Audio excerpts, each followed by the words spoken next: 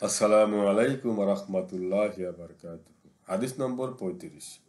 রাসূলুল্লাহ সাল্লাল্লাহু আলাইহি ওয়াসাল্লাম ইরশাদ করেন, আল্লাহ তাআলা ওই ব্যক্তির জিম্মাদার হয়ে যান যে আল্লাহর রাস্তায় যুদ্ধের উদ্দেশ্যে বের হয়।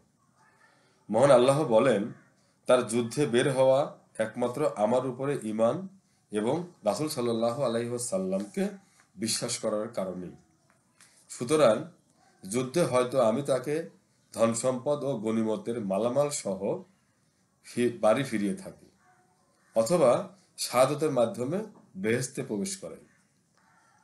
হুজুর সাল্লাল্লাহু আলাইহি সাল্লাম আরো বলেন, যদি আমার উম্মতের উপর কষ্টদায়ক মনে না করতাম, তাহলে আমি কখনো যুদ্ধে গমন থেকে বিরত থাকতাম না।